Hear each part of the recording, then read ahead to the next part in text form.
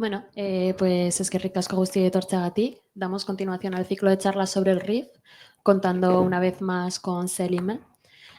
Por si no sabíais, Selim, tuvimos la suerte de tener a Selim en la charla de Gasteiz y la verdad es que ya haciéndoos un pequeño spoiler, os digo que fue bastante pedagógica y yo diría que la verdad es que yo personalmente no tenía mucho conocimiento sobre la cultura Mezig, pero me pareció muy interesante. Selim es activista, integradora social y coach de hábitos saludables de Vitoria-Gasteiz. Es de origen rifeño y actualmente se dedica al desarrollo personal y ha trabajado en proyectos para la visibilización de pueblos indígenas y la promoción de los derechos humanos, el antirracismo y el feminismo interseccional.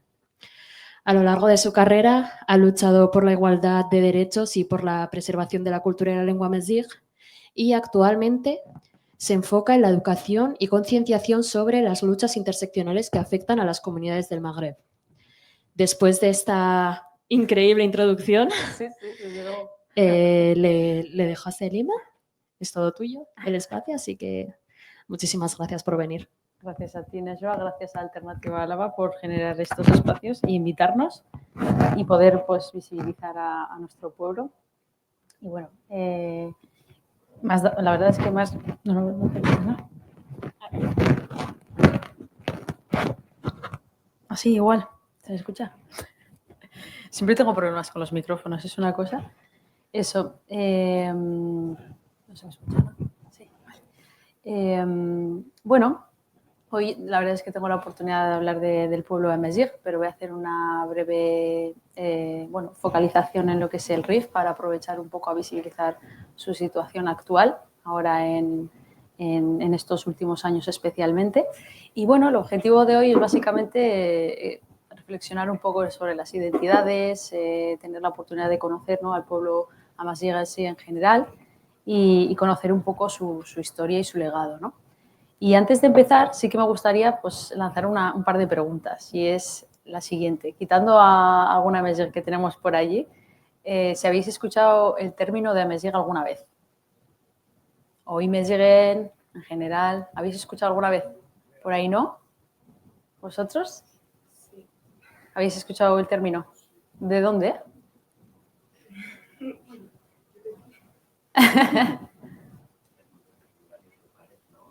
O sea, que sí que asociáis igual a Mezig a Norte de África. Vale, ¿y ahí atrás? Aquí. Tú eres rifeño, ¿no? Entonces a ti no te puedo preguntar nada. Y otra pregunta es, para denominar a los norteafricanos, ¿qué palabras soléis utilizar? Magrebí. Magrebí. ¿Qué más soléis utilizar y así? ¿Algún otro término? Árabes. Se suele utilizar, sí. Uh-huh. ¿Tú? Magrebí, árabe.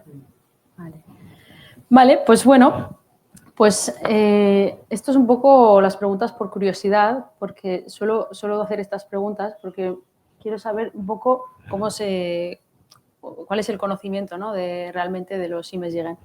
Los Imezighen serían todos los habitantes, y no habitantes también en la diáspora, de todo el norte de África, pasando desde incluso las Islas Canarias, los Guanches, ¿no?, de Tenerife, por Marruecos, Sáhara, Argelia, Túnez, Libia, Egipto.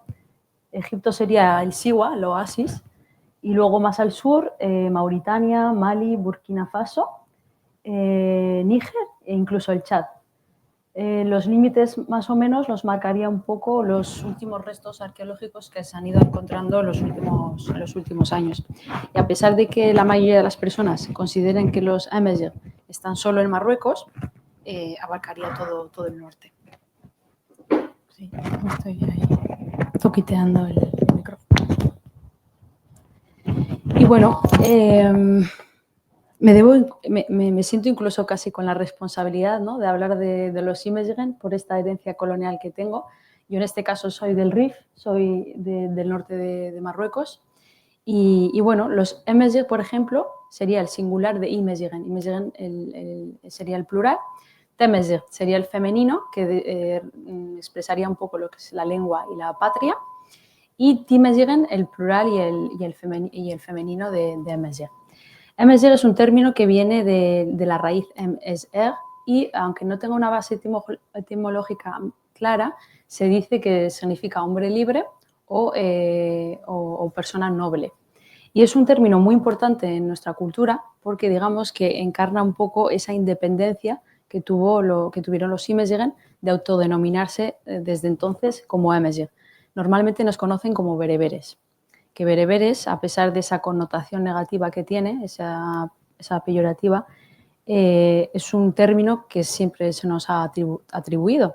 Lo utilizaron los latinos en primera instancia para denominar a todas las personas que no eran latinizadas y luego más adelante lo utilizaron los árabes con esa connotación más negativa en la que hacían referencia a los bereberes como bárbaros. Entonces de ahí bárbaro, bereber. Bueno, un poquito la importancia, ¿no?, de este término y sería la forma correcta de autodenominar a los Imezigh como Emezigh. Luego, os he puesto algún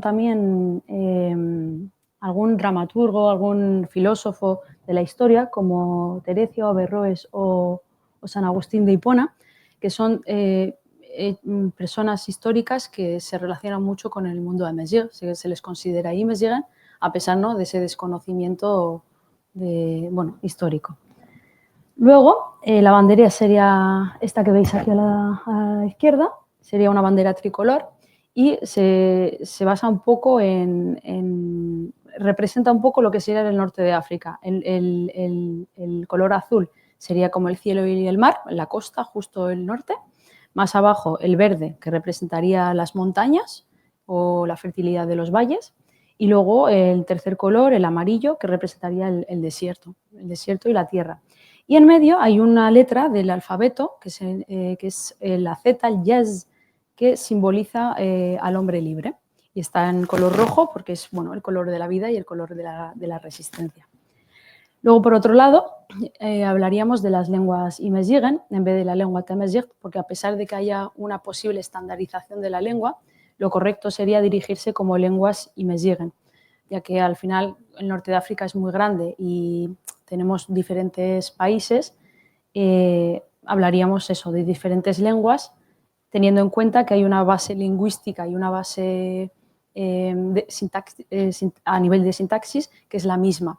Las diferencias serían a nivel fonética, a nivel de ciertos vocabularios. Y yo, por ejemplo, como rifeña, me entiendo antes con un cabileño del norte de Argelia que con una persona amezigh del sur de Marruecos. Un poquito pues eso, ¿no?, por la localización del norte, del sur y demás. Luego, como veis aquí, hay un alfabeto autóctono que se llama el Tifinagh y este alfabeto se basa un poco en símbolos que están testimoniados arqueológicamente al menos 2500 años atrás. Antes se utilizaba más especialmente por los Imezigh Tuareg, que son los del sur, los del Sáhara, y en épocas recientes sí que se está intentando revitalizar el alfabeto a través de, especialmente en formato digital, ¿no? Pero sí que se está intentando enseñar en las escuelas. Aquí también en la diáspora a nivel europeo se está intentando también recuperar, ¿no?, el alfabeto.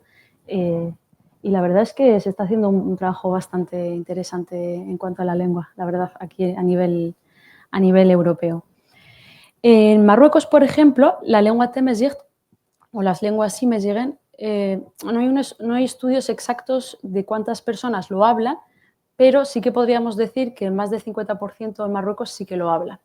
Luego en Argelia rondaría una estimación entre 30 y el 40%, y luego en los demás países como Túnez, Libia o en Siwa, en el Oasis, son zonas muy concretas las que lo hablan, son pueblos o aldeas muy concretas las que lo siguen manteniendo. Y bueno, luego también en Níger, Burkina Faso, incluso el Chad, también son zonas muy concretas las que hablan la lengua. Bueno, un poquito debido a esa política de arabización que hubo especialmente en el norte de África, que penetró de alguna manera en diferentes zonas, pero que digamos que en el sur de lo que sería el África, el el desierto del África, es donde se encuentra el Temesgit más puro, porque ahí es donde llegó menos lo que sería la intensificación de la política, ¿no? Bueno, luego, por otro lado, ¿cómo hablar de la cultura Mezgig y de los Imezgigen sin saber, bueno, cómo ha llegado toda esta información, ¿no?, a nosotros? Digamos que la escritura no era lo más popular en ese entonces la forma en la que a día de hoy tenemos toda la información sobre los Imezgigen ha sido gracias a la oralidad. Se ha transmitido todo lo que sabemos a día de hoy de los Imezgigen a través de la oralidad. Sí que es cierto que, por otro lado, tenemos ciertas nociones básicas gracias al popularizado griego y romano, pero son más historias inventadas. Y lo que sí nosotros sabemos de nuestra herencia colonial, o nuestra herencia histórica, mejor dicho, ha sido a través de la oralidad, ¿no? Lo que sería la transmisión de la cultura, de los conocimientos, de las historias, de nuestras costumbres, ha sido a través de las mujeres, de esas matriarcas que han ido transmitiendo la lengua, ¿no?, de alguna manera, a través de, bueno, pues de poesía, de los cuentos populares, de los proverbios, de la música, etc. Y de hecho hay una historia que me contaba mi tía siempre, que era que las mujeres Timezgigen antiguamente se reunían todos los jueves después de un urhemmem. Un urhemmem es como una ducha de vapor completa, en la que, pues, de alguna manera encontraban un espacio seguro para ellas y se contaban historias, ¿no? Historias desde lo más banal hasta temas del amor, el desarrollo del ser, la lucha, ¿no?, anticolonial, incluso los desafíos de la modernidad en los últimos años, y bueno, ese tipo, ¿no?, de historias que se contaban entre ellas. Y bueno, las historias y los cuentos sí que era una forma de perpetuar lo que sería el poder dentro de los hogares, especialmente los rurales, de familias extendidas, y contaban historias que siempre tenían como una relación directa en la influencia de los comportamientos y las relaciones que tenían las personas, ¿no?, dando a entender que lo que decían era tan importante como lo que no decían. Y bueno, pues esa oralidad que nos han dejado las mujeres, podemos decir que es totalmente ancestral, versátil, omnipresente, sigue entre nosotras. Luego estas historias se convirtieron en rituales a día de hoy. Son rituales que giran en torno a la fertilidad, a la sanación, a la curación. Son temas muy desarrollados en nuestra cultura. Y luego, por otro lado, la cultura y la oralidad se expresaban a través de la confección textil, la alfarería, bueno, el tejido, ¿no?, la alfarería, los tatuajes, tanto en cara, brazos, como en el cuerpo en general. Y de hecho hay un proverbio y un dicho popular que dice que un tatuaje en el brazo vale más que una pulsera de oro. Y bueno, luego sí que es cierto que también los tatuajes, a pesar de que el significado previo que se le dio era para identificar a las diferentes personas de las diferentes tribus, también hay diferentes significados dentro de cada tatuaje. Hay millones de significados y giran un poco a lo que decía antes, ¿no?, a la sanación, a la fertilidad, a los ciclos de la vida, al equilibrio de las energías, un poco rondando todo eso.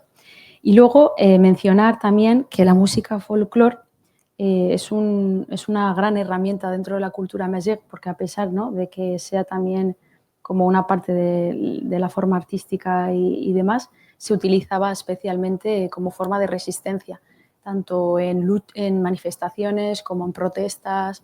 Utilizaban diferentes instrumentos como forma de, pues, un poco de luchar contra el anticolonialismo y el gobierno en general. Luego, bueno, hablar también de la artesanía rifeña, que a día de hoy sí que se ha ido perdiendo poco a poco entre generaciones, pero fue una fuerte herramienta, ¿no?, artística dentro especialmente los rifeños. Pasaba de generación en generación y muchos de las cerámicas que construían y demás tenían muchos significados geométricos dentro de lo que es los tatuajes y etcétera.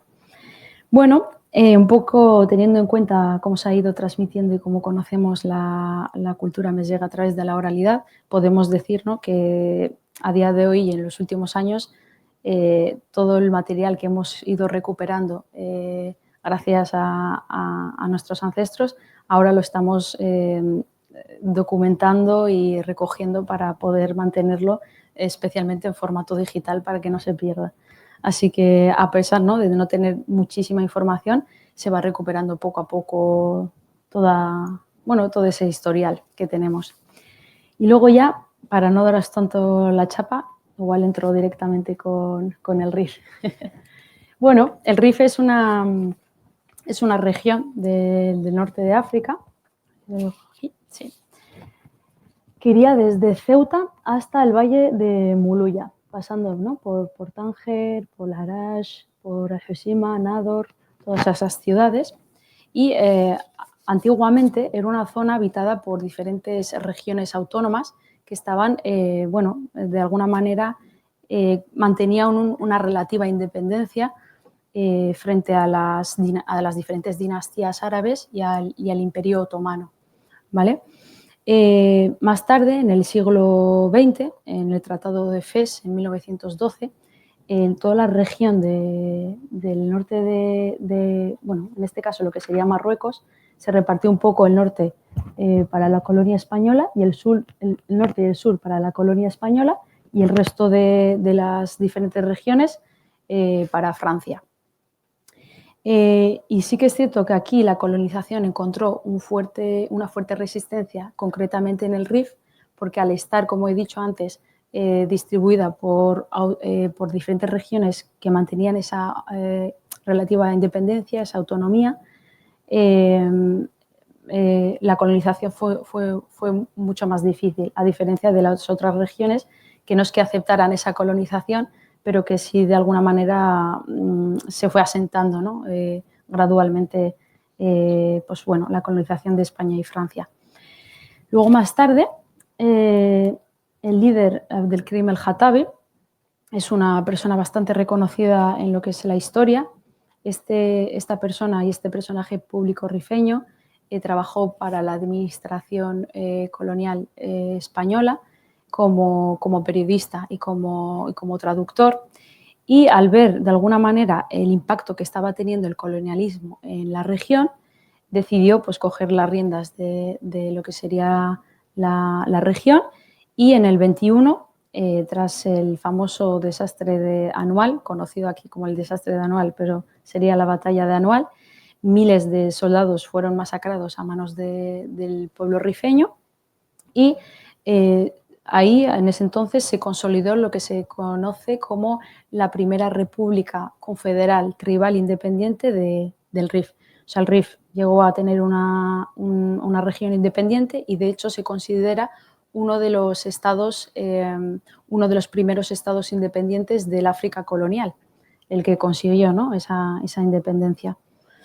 Y bueno, digamos que esta república no solo tuvo su propia independencia, sino que estableció, ¿no?, una administración organizada con su propio ejército, un sistema judicial, una estructura de gobierno, ¿no?, basada tanto en la identidad amazigh-rifeña como en los principios del Islam.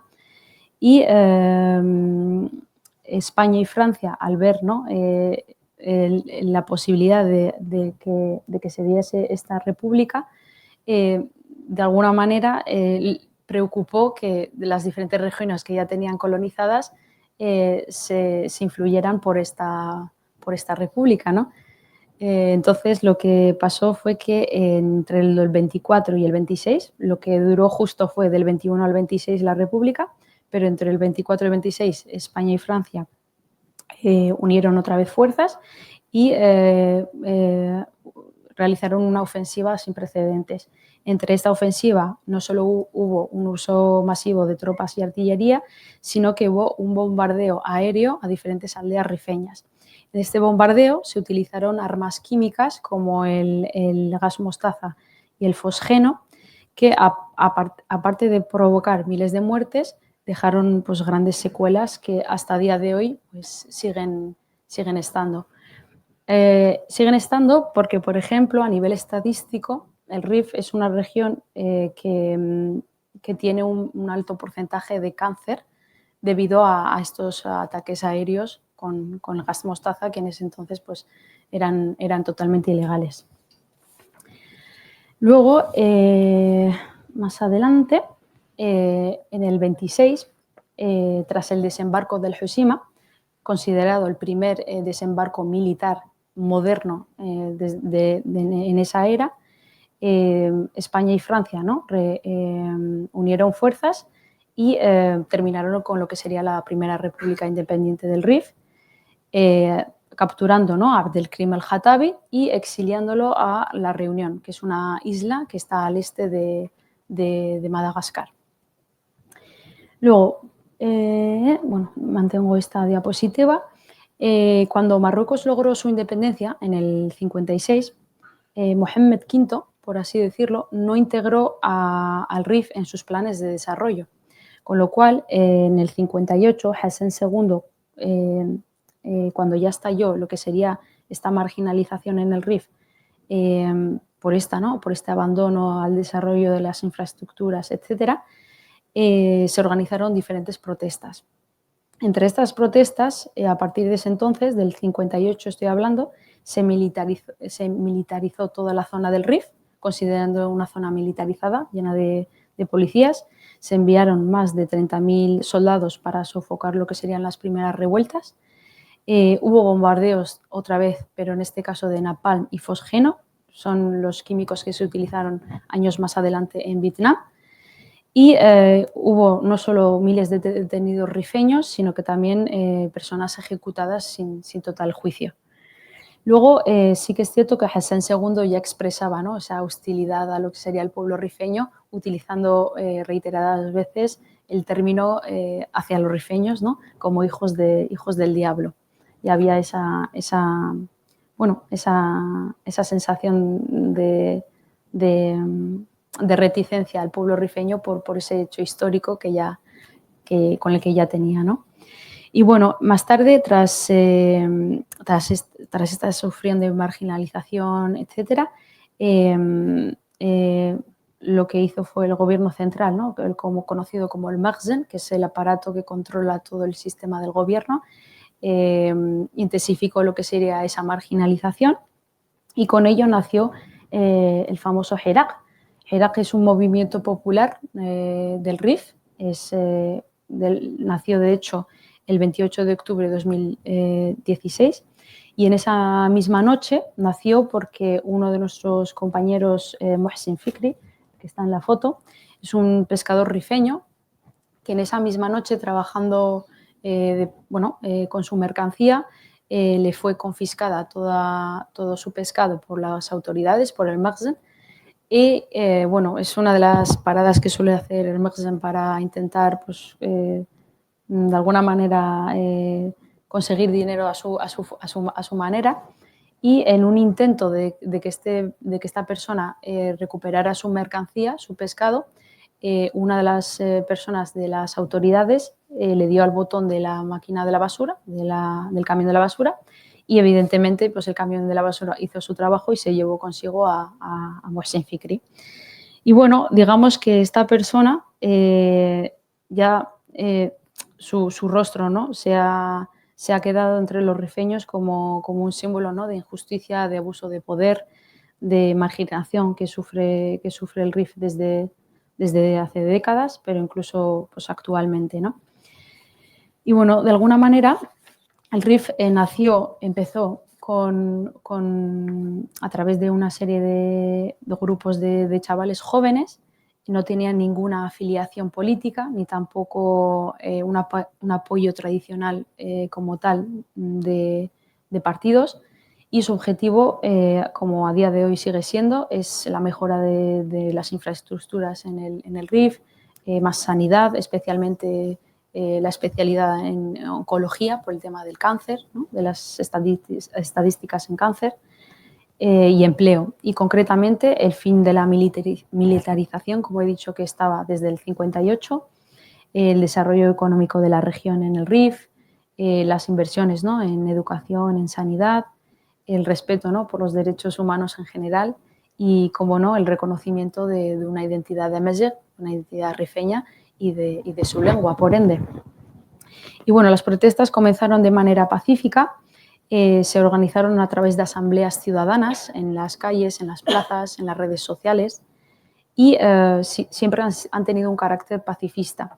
Luego, más adelante, una de las figuras más reconocidas y como portavoces se le consideró a Nasser Zefzefi, es, digamos, el líder, ¿no?, de lo que se considera ahora el Hirak, junto con otros compañeros, ¿no? A día de hoy, bueno, el régimen, a partir de estas manifestaciones, prohibió lo que serían todas las manifestaciones y esto lo hizo a través de desplegando, ¿no?, a través de 25.000 agentes solo en la ciudad de El Hoceima, de donde nació el Hirak. Empezaron también con los arrestos nocturnos sin notificaciones a las familias, el uso excesivo, ¿no?, de la fuerza contra los manifestantes, contra los menores, la censura total en redes sociales, la persecución de periodistas y menores como, por ejemplo, Hamid Mehdawi. Y bueno, poco a poco el Hirak fue ganando apoyo en diferentes ciudades de Marruecos como Rabat, Casablanca, Tánger, incluso también aquí en la diáspora, generando diferentes manifestaciones en diferentes capitales de Europa, ¿no? París, Bruselas, aquí en Barcelona, en Madrid. Y poco a poco fue ganando voz, ¿no?, especialmente en estos años 2016, 2017, 2018. Luego, el 20 de julio concretamente de 2017, al prohibir todas las manifestaciones, el RIF volvió a salir, volvió a manifestarse y esa misma noche, ese mismo día, la ciudad no solo fue ocupada por todas las fuerzas policiales, sino que cerraron las calles, se cortó el acceso total a Internet y en ese mismo día murió otro compañero nuestro llamado Imed El-Attabi con un disparo en la cabeza. Bueno, entre 2016 y 2017 hubo más de 900 protestas, más de 900 manifestaciones generadas por el Hirak. Entre ellos quedaron 3 muertos y cientos de heridos, más de 900 personas detenidas, entre ellas menores y mujeres, y periodistas, perdón, y luego más de 400 condenas con penas de hasta 20 años de cárcel. De hecho, personas, ¿no?, como Nasser Zefzefi, Ahmed Jeki y otros compañeros siguen a día de hoy en prisión condenados, ¿no?, a condenas eso, de 20 años por exigir estas demandas pues, totalmente básicas, ¿no?, infraestructuras, sanidad, educación, etc.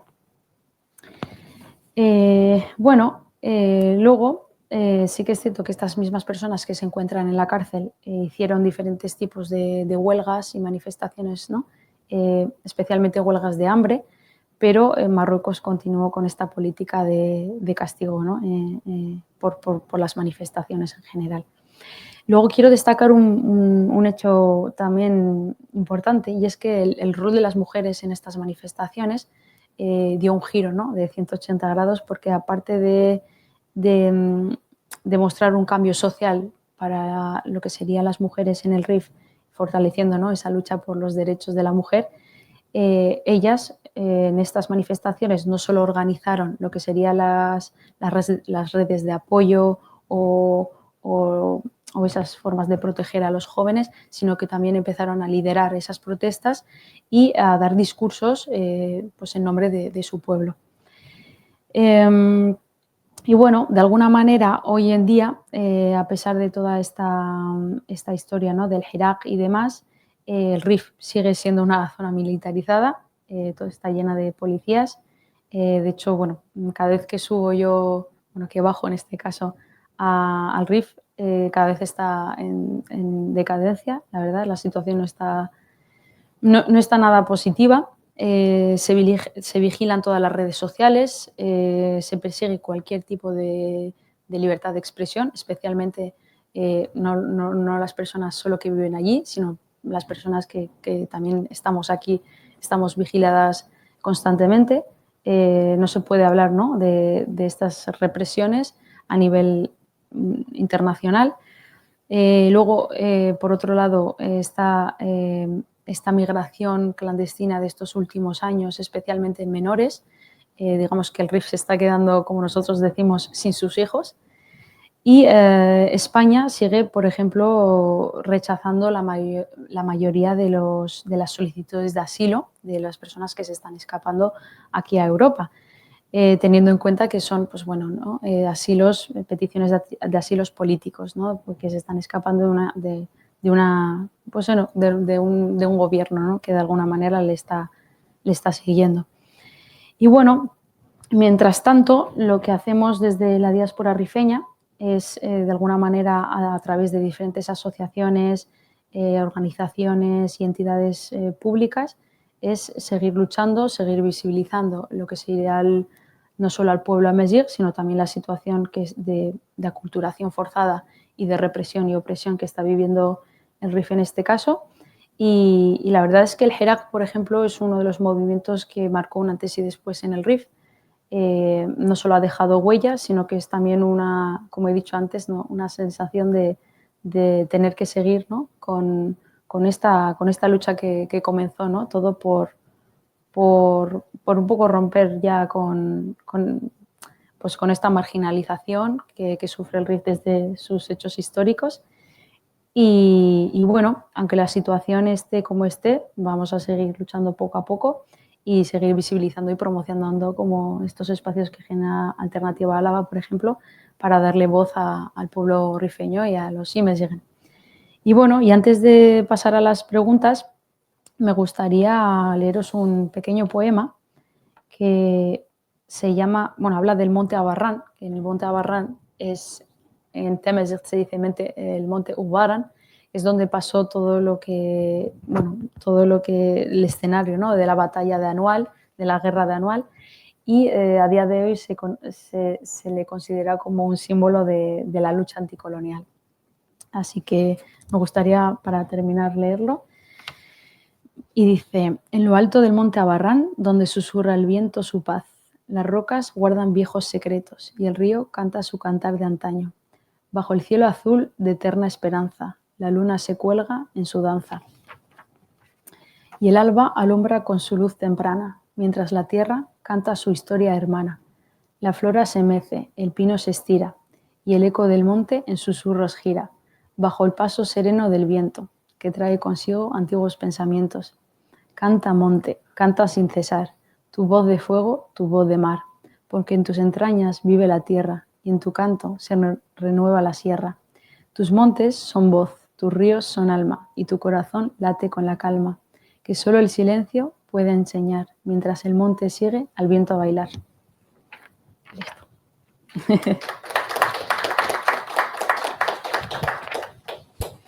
Y bueno. Bueno, muchísimas gracias, Selime, por esta introducción y por trasladarnos también a los montes rifeños mediante este poema. Una vez más, también hago énfasis en agradecer tu presencia y predisposición y voy a aprovechar para hacerte unas pequeñas preguntas antes de que estoy segura que también tendréis preguntas, pero os robo el turno. En primer lugar, me gustaría saber, sí que es cierto que generalmente cuando te ves obligada a migrar a otro lugar o naces en un lugar en el que no es tu lugar de origen, surge una especie de crisis de identidad y muchas veces sucede que reniegas de parte de tu identidad, al menos en cierta etapa de tu vida. Entonces, yo querría saber qué te motivó a interesarte en tu identidad como amazigh y en la historia.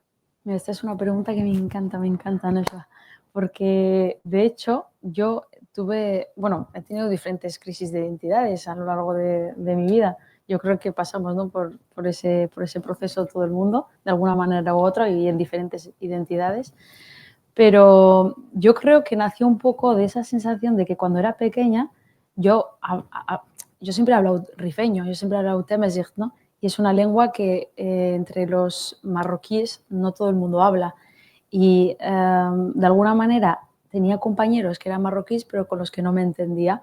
Y era como, ¿cómo puede ser que no me entienda con las mismas personas que provienen del mismo país? Entonces nació de ahí, ¿no? Esa curiosidad por querer entender por qué estaba hablando una lengua que realmente no, con la que no me podía comunicar con mis propios paisanos, ¿no? Y fue curioso porque ahí empezó un poco toda la curiosidad, porque no estaba recibiendo la información que necesitaba para resolver esas dudas, ¿no?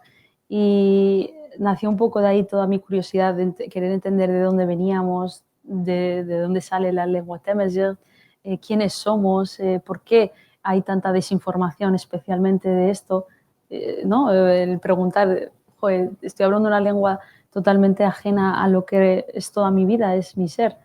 Y nació un poco de ahí, de querer intentar recoger lo que somos, porque nosotros existimos y era como si no se documenta, si no se habla de ello, es como si no existiéramos, ¿no? Entonces nació un poco de allí, nació un poco de ese querer recuperar nuestra herencia identitaria a través especialmente de la lengua, pero a nivel también de costumbres y de cultura, pues por allí empezó. Y especialmente en la adolescencia, que es cuando se busca pues ese grupo de pertenencia, es cuando ya marcas no, yo tengo que saber de dónde vengo, tengo que saber de dónde vengo. Y empezó un poco por ahí, sí. Bueno, quizás ya me has respondido esta pregunta en parte, pero hablabas de que no durante tu adolescencia o durante tu crecimiento pues sentías que no había suficiente información a la que podías tener acceso a la hora de pues, reconocer lo que decías, ¿no? Tu identidad Sí. y sentirte parte de una sociedad en concreto. ¿Por qué crees que es importante hablar de los Imazighen hoy en día? Es importante porque si no hablas de ellos es como si no existieran. Yo creo que es una forma de resistencia, de intentar también recuperar ese legado, de ese también sentido de justicia que tanto anhelamos las personas rifeñas, amazigh, cualquier cultura que esté en una situación de opresión. Es importante hablar de eso, de ello, visibilizarlo, promocionarlo y especialmente yo diría que para las nuevas generaciones, para que sepan de dónde vienen, para que sepan que existe su identidad y que lleva resistiendo durante milenios, la verdad. Sí, como comentabas antes, es importante continuar con estos espacios de lucha y que sea una lucha constante. Eso es, sí. Antes nos has hablado de la cultura amazigh y de la importancia que tiene en la sociedad amazigh. Entonces, ¿cuáles son algunos de los símbolos más importantes dentro de la cultura y qué representan? Mira, la primera edición de esta charla me hizo la pregunta y cuando terminé me dijeron un par de compañeras, ¿por qué no has hecho esto? Me echaron la bronca. Y hoy lo voy a decir. Pues uno de los símbolos más comunes del RIF es este, que es como o sea, les vino directamente a ellas, pero a mí no me vino en ese entonces. Es este símbolo que representa, bueno, sí, es verdad. Sale, o sea, es lo que sería la letra de la bandera jazz, que simboliza el hombre libre, y este es uno de los símbolos que utilizamos mucho en las manifestaciones. Es decir, que si veis, por ejemplo, a algún compañero por aquí por Bilbao haciendo así, es porque igual está haciendo el símbolo de libertad, ¿no? Lo utilizamos mucho para, especialmente las manifestaciones, en todo, bueno, en todo, de las fiestas en general, lo estamos utilizando mucho como forma de protesta, como forma de comunicación, pues eso no verbal. Sí, como símbolo de ese anhelo a la libertad, ¿no? Eso es, sí. ¿Cómo se refleja la identidad de Amazigh en el mundo del arte, la música y la artesanía a día de hoy? Mira, pues a día de hoy se está intentando recuperar esa confección textil. Marruecos no, se sigue haciendo, pero se está intentando recuperar en diferentes formatos. La alfarería también. Los tatuajes se han vuelto también de moda. Están ahí, especialmente en Canadá. Hay muchos personajes públicos pues, ¿no? tatuándose símbolos amazigh.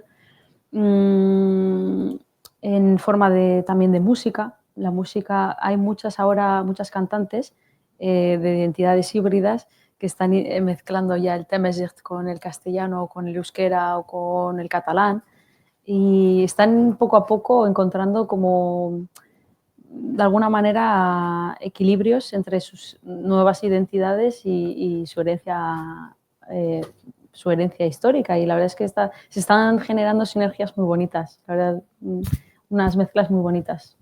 Así que en diferentes esferas se está recuperando poco a poco. Es algo desde luego positivo y me alegro. Sí. Antes hablabas sobre que, bueno, nos comentabas un poco el hecho de que a raíz de que surgiera el movimiento El Hirak en el 2016, las mujeres rifeñas estaban tomando un papel diferente dentro de la sociedad. De hecho, uno de los ejemplos es que a día de hoy, después de la detención de Mohamed Zefzafi, la portavoz actual del movimiento El Hirak es una mujer. Sí, Nahuel. Muchas veces, históricamente, los territorios colonizados a las mujeres se nos encasilla en el papel de la resistencia forzada y el tener que ser un apoyo hacia pues, un hombre directamente. ¿Cuál dirías que es el papel de las mujeres a día de hoy en la sociedad de Amazigh y en la preservación de su identidad? Bueno, digamos que la preservación de la cultura Amazigh siempre ha sido la matriarca, en este caso, si se puede llegar a decir de esta manera, porque ha sido la principal transmisora de la cultura, pero especialmente de la lengua, ¿no? Todos decimos que hablamos Amazigh gracias a ellas. Y digamos que ahora está cogiendo un papel, está cogiendo un rol no solo en el Hirak, sino en lo que serían las luchas, desde otro enfoque, ¿no? Desde un enfoque no solo como de telonera, sino de protagonista, de intentar, ¿no? Que también tenga su lugar como líder, como portavoz, como pues un ser que realmente tiene mucho más que aportar que simplemente, ¿no? Preservar la lengua, que no es poco, porque bueno, son ellas las que de alguna manera se han encargado de todo, pero digamos que ahora ya está cogiendo un rol muy importante y un rol fundamental en lo que sería la lucha. De hecho, se dice que Hirak sin las mujeres no es Hirak. Así que esto existe gracias a ellas también. Vale, y voy a pasar a hacerte unas preguntas mucho más relacionadas con la historia y la identidad de Amazigh, aunque nos has hecho un resumen completísimo, la verdad. Pero a mí me genera cierta curiosidad, por ejemplo, conocer que antes nos has mencionado que el término bereber es despectivo y que tiene connotaciones negativas. ¿Cómo podemos contribuir a que se utilice un término adecuado? Bueno, ahora que ¿no? se sabe ya que este término tiene sus ciertas connotaciones, sí que es cierto que ya está dentro de lo que sería el vocabulario internacional, porque es un término que siempre se ha utilizado para denominar a los Imezighen, pero la forma correcta y la idónea sería empezar a utilizar Amazigh o Imezighen, porque ya es lo que digo, ¿no? Es un término que de alguna manera es una oportunidad que tenemos nosotros de autodenominarnos a nosotros mismos, de atribuirnos como nosotros queremos y no como nos han atribuido a nosotros. Es decir, que nos volvemos sujetos de nuestro propio relato y de nuestra propia historia, que es lo importante, ¿no? Aquí, no ser sujetos terceros de nuestra propia historia. Yo, por ejemplo, a nivel personal, sí que utilizo bereber como una forma de puente. Es decir, cuando yo, por ejemplo, quiero hablar de los Imezighen y alguien no ha escuchado nunca hablar de ellos, lo utilizo como forma de asociar para que de alguna manera se dé por hecho que no es una identidad que ha nacido en los últimos años por una moda, sino que ya existía, que se conocía como bereber, pero que es Amazigh. Desde luego, nos lo apuntamos. ¿Cómo dirías que ha afectado la colonización? Bueno, muchas veces cuando hablamos de colonización generalmente se nos viene a la mente la colonización europea, ¿no? Sí, La colonización de Europa sobre África y Asia, pero hay diferentes también. existen diferentes colonizaciones y no todas se mencionan. En este caso, ¿cómo ha afectado la colonización árabe a la identidad amazigh a lo largo de la historia? Pues mira, la colonización árabe yo la llamo ya como imperialismo árabe, porque literalmente vino, se quedó y no se ha ido. Entonces, fue un impacto totalmente negativo en muchas esferas a nivel de, bueno, realmente el objetivo, ¿no?, de este imperialismo ha sido un intento, en fracaso total, evidentemente, pero un intento de dualizar, de un dualismo, de crear o generar una identidad dual, ¿no? De considerar los Imezighen como personas árabes solo por el hecho de hablar árabe, ¿no? Es como si le dices a un mexicano o a una persona de Perú que son españoles por hablar castellano. Pero básicamente fue totalmente negativo porque además de intentar arabizar a nivel lingüístico todo el norte de África, lo que se hizo fue una culturación forzada, es decir, intentar eliminar una identidad desde la raíz. Y cuando intentas hacer eso, realmente es cuando eh, lo consigues porque a día de hoy muchas personas que no saben de dónde vienen, no saben bueno, su historia, su legado, debido a este imperialismo. Y la verdad es que ha dejado una secuela y muchos traumas bastante grandes. Y bueno, ahora estamos intentando recuperar esos hechos históricos, teniendo en cuenta que el papel que jugó el imperialismo en este caso fue brutal. Así que un impacto bastante grande. Bueno, hablamos antes sobre las crisis de identidades que surgen cuando estás lejos de tu tierra de origen y por ello también es importante pues, conocer quizás cómo ha influido la diáspora en la preservación de la cultura amazigh y también en relación a eso entender que, bueno, me gustaría saber qué papel ha jugado la tradición oral en la resistencia amazigh. Bueno, en la tradición oral ha sido fundamental porque ha sido gracias a ella con lo que hemos podido recuperar todo lo que sabemos de los Imezighen. Y por otro lado, la diáspora, que somos, ¿no?, las personas que a día de hoy estamos aquí. Bueno, yo he nacido aquí, pero nuestros aitas y demás juegan un papel y un rol fundamental porque digamos que el margen que tenemos de lucha allí es muy pequeño, es muy escaso, es muy menor debido pues, a esa represión que hay por intentar expresar, ¿no?, la libertad de expresión. Pero sí que es cierto que aquí tenemos algo más de margen. Entonces, yo diría que es fundamental. Si podemos hacer algo desde aquí, es desde donde lo tenemos que hacer.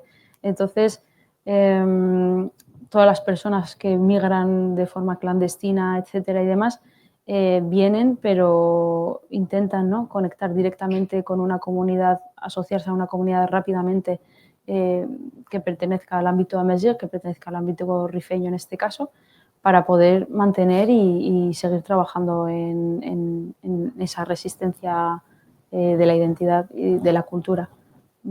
Así que yo diría que somos los principales casi responsables de mantenerla desde aquí. Sí, una vez más, la cultura sigue teniendo gran importancia en la defensa de la identidad. Pasando quizás a un tema mucho más concreto y hablando del RIF, ¿cuál dirías que es la situación actual y por qué sigue siendo una región con tanta tensión política que nos comentabas antes, ¿no? La presencia policial y militar sobre el terreno. Bueno, sigue siendo un territorio totalmente con esa represión y esa presión, porque básicamente sigue militarizada. Eso es una zona que está llena de policías, está llena de militares. O sea, es un constante control y abuso de poder en todas las esferas, a nivel de trabajo, a nivel incluso pues eso, ¿no?, de ocio, o sea, a esa escala, ¿no? y la verdad es que la situación actual es bastante negativa.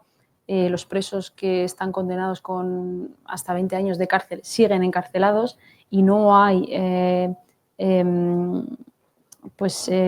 esa posibilidad de los indultos que se dan especialmente en Ramadán. No hay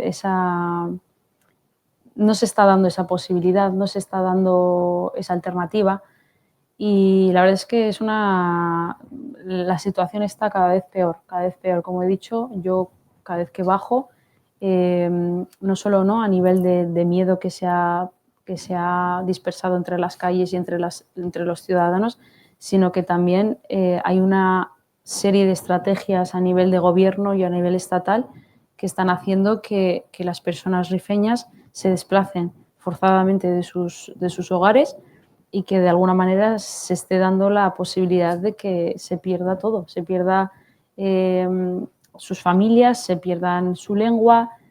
Como yo este último año que fui, cada vez escucho menos mi lengua. Son estrategias que se están llevando a cabo y que están funcionando. Entonces la tesitura en la que nos encontramos a día de hoy es bastante negativa. Y viendo esta situación, ¿tú dirías que es posible o existen posibilidades de una mayor autonomía o reconocimiento político para el RIF en el futuro? Yo, teniendo en cuenta esta situación, es bastante negativa, pero sigo teniendo fe, porque yo muchas veces digo, ¿no? Toda la lucha que realmente hacemos, ¿no? Las personas activistas, etcétera, no es una lucha en la que especialmente vayamos a ver los resultados nosotros. Yo quiero pensar que todas las luchas que estamos teniendo son resultados que van a tener las posibles y futuras activistas, ¿no? Que tenga el RIF y que tenga la diáspora. Entonces quiero pensar que todo esto que hacemos o que todo lo que vamos a hacer no va a ser en vano, que va a haber un RIF libre, que va a haber un RIF libre de policías, libre de autoridades, libre en identidad, libre en cultura. Y la verdad es que es la única forma de mantener un poco la esperanza en la lucha de los pueblos indígenas en este caso. Esperemos que sea así, desde luego. Ya para terminar y también ceder el turno de preguntas a la gente que ha asistido, ¿qué acciones concretas crees que podemos tomar desde aquí en Euskal Herria para apoyar la lucha y la cultura Messier? ¿Y cómo podemos evitar que la identidad de Messier se siga perdiendo o siga siendo algo de lo que no se habla? Vale, pues yo en este punto yo diría que hay que promover muchísimo, valga la redundancia, el tema de Messier, el tema de, pues empezar a mantener, a meter dentro de nuestras conversaciones el ámbito, el tema de la identidad de Messier, de la lucha de Messier, de los rifeños en este caso, a promover mucho y visibilizar su situación actual, a también animar a las personas de la diáspora a ayudarlas, a también promocionarlas y especialmente apoyar a las nuevas generaciones que vienen fuertes a seguir manteniendo la cultura Tamazight y la lengua Tamazight en las diferentes organizaciones y asociaciones. Así que sería un poco eso, promover, educar, visibilizar, compartir, no dejar en un saco roto toda esta información, que se divulgue, que se genere ese espacio también para poder hablar de ello. Un poquito eso, sí. Desde luego, después de esta charla espero que quizás nos nazca el sentimiento, bueno, a mí personalmente sí, pero que nos nazca el sentimiento de acompañar la lucha Messier, ¿no? Veo que tienes por ahí una pila de libros. Menos mal que estás tú para recordármelo. He traído una serie de libros porque, diferentes formas de alguna manera de mantener y, como has dicho tú, ¿no? De promover nuestra identidad es a través de libros, a través de documentales, que la gente, ¿no? De alguna manera se visibilice y absorba, ¿no? este tipo de luchas y he traído diferentes libros para que vayáis mirando si os apetece, desde la artesanía amazigh hasta libros del tema de las luchas que tuvo España y el RIF y diferentes cositas sobre la lengua también, la lengua rifeña y la lengua amazigh en general. Así que si queréis ir viendo, os los paso y pues, lo que queráis, echando fotos o ir viendo o ir cogiendo también, sí. Menos mal que estás tú para recordármelo. Y bueno, hay un poco de todo, hay un poco desde la artesanía hasta cuentos populares, como las luchas pues eso, del RIF y de la batalla de Anual, con autores muy conocidos como María o Leguineche, que es un autor vasco aquí de Guipúzcoa. Y ese es. Ese mismo.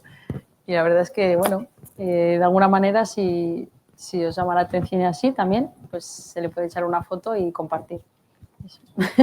Vale, pues muchas gracias, Selime, por tu predisposición, por tu tiempo, por compartir todo esto con nosotras. La verdad es que es muy enriquecedor y muchísimas gracias de verdad de corazón.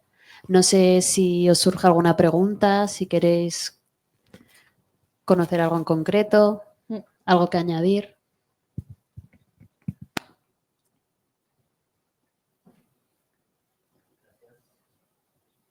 Sí, gracias. Intentaré expresarme en español, no lo hablo bien. Vale, quería un poco interactuar con lo que se ha dicho.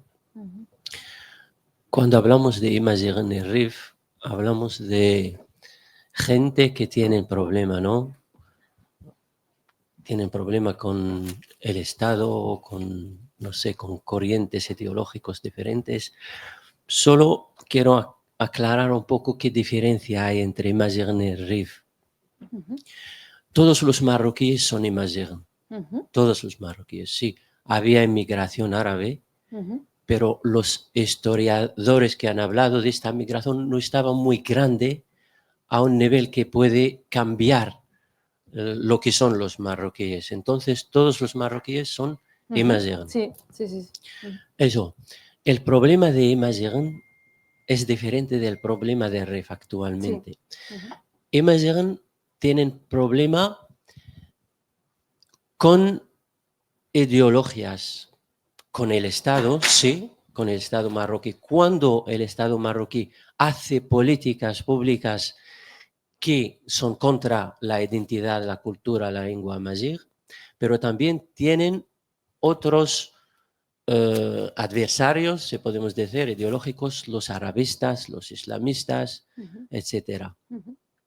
Y aquí el movimiento amazigh tiene problema o cuestiones relacionadas con las políticas públicas.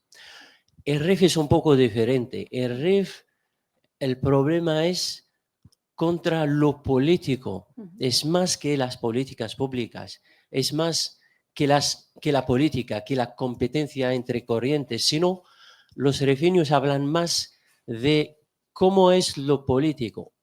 ¿Sabes? En política se habla de politics, policies. Lo politic, la politic y la politic.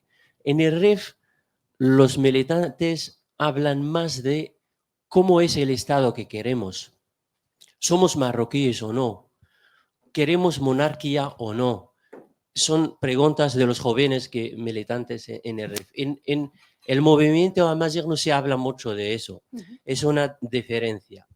Entonces, ahora, actualmente, en el RIF, has hablado del movimiento, Hirak RIF, movimiento de RIF. Yo pienso, mi punto de vista, el Estado, mira, es un movimiento social que tiene reivindicaciones sociales, económicas, pero en su fondo es un movimiento que toca un poco la soberanía en el RIF. ¿Sabes? Los jóvenes que han salido en el RIF han hablado de queremos universidades, hospitales y todo eso. Pero cuando estaban haciendo discursos, tenían la bandera de la República del RIF, hablaban de la identidad local, había lo que se llama el qasam, ¿cómo se dice en español? Qasam al-Hirak. Oramiento, decimos que no vamos a Guyana, ¿cómo se dice Guyana? A traer el RIF. Había un discurso que un poco toca este ámbito de soberanía del RIF en relación con el poder marroquí, con la monarquía. Y ahora, verdad que en el RIF no hay movimiento, pero en Europa hay una evolución muy importante, es que hay menos miedo ahora. Muchos jóvenes en Holanda, en Alemania, ya hablan contra el rey directamente, contra la monarquía. Y últimamente, hace 4 días, había unas manifestaciones aquí en Bilbao de lo que se llama el Partido Nacional Rifeño, que es un partido de los rifeños, pero que está en Europa. Es un partido que ya ha empezado a trabajar a nivel geopolítico. Ya estaba en Algeria, tenía relaciones con el poder, con el Estado de Argelia, con partidos políticos en África del Sur, South Africa, con Polisario. Entonces ahora se trabaja, no estoy hablando de todos los rifeños, pero hay, sabes, en los movimientos sociales, lo siento, voy a terminar, los movimientos sociales se habla de emergencia, evolución, el top, lo declin, el fin. Lo declin puede ser declin, va a desaparecer, o transformación. Yo pienso que el Hirak de Rif está viviendo en Europa una transformación hacia lo más importante, hacia un conflicto sobre la soberanía, hacia la política, hacia la geopolítica. Este Partido Nacional Rifeño, que está en Holanda, en Alemania, hay mucha gente que lo siguen, que lo apoyan, especialmente en Europa, pero también en el RIF. Es lo que necesitamos que seguir y ver hasta dónde pueden llegar. Eso en general, para no hablar mucho. Gracias. Has dicho que no hablas castellano, pero mashallah, te has expresado súper bien. Así es. De hecho, el Hirak empezó como un movimiento totalmente espontáneo. Las luchas, evidentemente, empezaron también desde diferentes, desde una dinámica, ¿no? De la dinámica se supone que del tema de las infraestructuras, de la sanidad, de esto, pero luego más adelante se generaron diferentes divisiones, dentro del Hirak incluso, diferentes objetivos, ¿no? Y la verdad es que, como tú dices, el partido y el movimiento nacional que hay ahora, especialmente en Europa, está cogiendo una fuerza bastante fuerte y es una de las direcciones que tiene que coger y ver hasta dónde llega. Así que esperemos promover un poco a este Hirak, a este nuevo crecimiento y darle espacio para que realmente pues aproveche su turno, ¿no? De alguna manera. Así que la verdad es que gracias por tu contribución, es un súper añadido a la situación en la que está viviendo y a ver cómo sale dentro de estos años. La verdad es que son cruciales, ¿eh? Yo tengo curiosidad por estos primeros años, cómo se va a dar todo, la verdad. Bueno, y como pequeño apunte, en este ciclo de charlas hemos contado con la presencia del Partido Nacionalista Rifeño en las charlas de Donosti y Orereta también, y nos han podido dar esa visión política, o bueno, a día de hoy geopolítica, como tú comentabas. Así que... Sí, yo he sido más histórico, ¿verdad? Eso yo soy es. más historia y habéis contado sí con esa parte política que también es necesaria. Es totalmente necesaria. Muchas gracias por la aportación. Sí. No sé si hay alguna duda más o... Venga, Guad. Primero, muchas gracias. Es que ricasco. Solo lo que ha comentado el compañero Masih, el tema el tema de la crisis de la identidad, ¿no? Por ejemplo, estamos en Euskadi Ría, ¿no? la mayoría de la gente no se identifica como árabes, ¿no? Y esto es súper complicado. Y por otra parte, ¿tú no crees que el contexto del norte de África, la utilización del Islam, ¿no? Los movimientos islamistas son los que han generado esta identidad árabe islamista, porque no hay gente que no sabía hacer la diferencia entre la religión y la cultura, ¿no? Y la mayoría de las personas magrebíes que llegan aquí viven esta crisis de identidad, porque la identidad que expresamos a veces no es nuestra identidad histórica, no es nuestra identidad cultural, pero es una identidad política que nos han puesto desde unos movimientos como el panarabismo, ¿no? A lo largo de la historia, lo que ha pasado todo en el norte de África. El líder que ha promovido esta ideología es Jamal Abdel Nasser a lo largo de su contexto histórico, y el Gaddafi también, el líder de Libia, ¿no? Han hecho mucho esfuerzo, ¿no? Para hablar solo de una religión, una cultura, y los Imazigh somos más que eso, somos judíos, somos cristianos, somos musulmanes y somos más que eso, ¿no? Estas religiones forman parte de nuestro contexto histórico, no lo vamos a negar, pero no, tenemos el derecho también a decir lo que queremos ser, ¿no? Esto es la parte de la religión que forma parte de nuestra cultura, pero cuando empezamos a expresar nuestra identidad en nuestros contextos, directamente utilizan el tema de la religión como excusa, ¿no? Para borrar nuestra identidad. Por otra parte, ¿no? Hablando de la autodeterminación del Rif y la autodeterminación del Sáhara Occidental, ¿no? Aunque el Sáhara Occidental hay temas ahí que yo personalmente no estoy de acuerdo. Por ejemplo, el Jamhuriya al-Arabia Saharaui, cuando hay gente que no habla árabe, ¿no?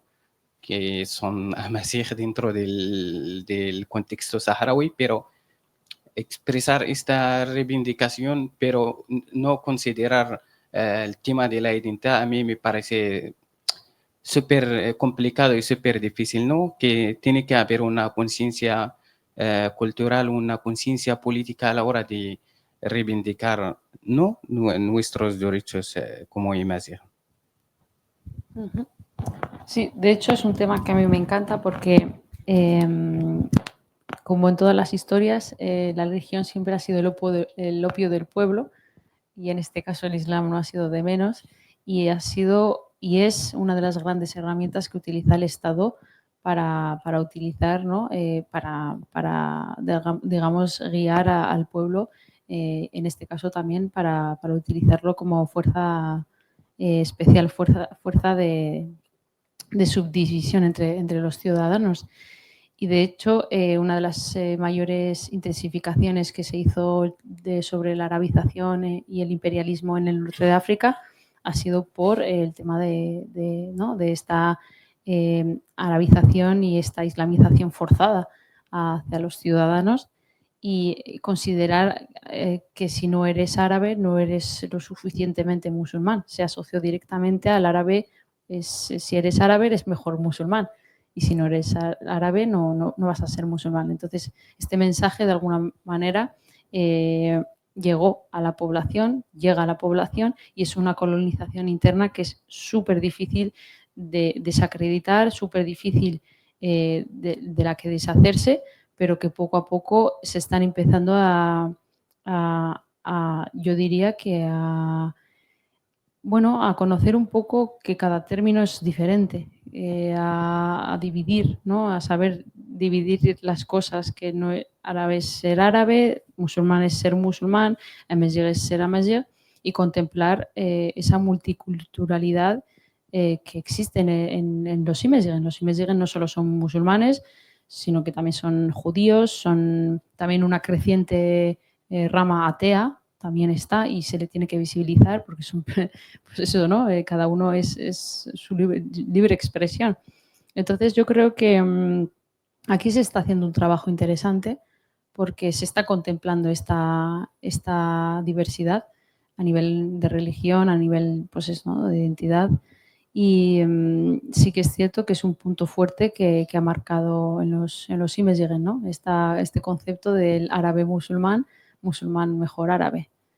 Pero bueno, yo creo que desde ese enfoque, a pesar, ¿no?, de lo difícil que está siendo, ya se está empezando a diferenciar los términos y a visibilizar la situación de otras personas que, pues eso, que no lo son, que no son musulmanas y que no pasa nada.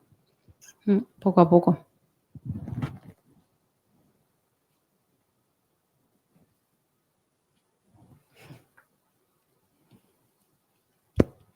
Parece que no hay ninguna pregunta más. Pues muchísimas gracias, Selima. Muchísimas gracias también por las preguntas y los comentarios. Me quedaría horas escuchando. Yo también. Pero gracias, de verdad. Charlando aquí. Además en petit comité, ¿verdad? Eso es, sí. Mucho más cómodo. Más cómodo. Es un privilegio poder escuchar de primera mano los relatos de la población amazigh y el movimiento del RIF. Así que muchísimas gracias, de verdad. Gracias a ti. Tenéis ahí un pequeño picoteo y luego también recordaros que se darán más charlas de este tipo. Bueno, no sobre el RIF en concreto, o puede ser que sí. Y si os interesa pues recibir información y demás, tenéis ahí una hojita en la que podéis apuntar vuestros datos. Muchas gracias, ahora sí.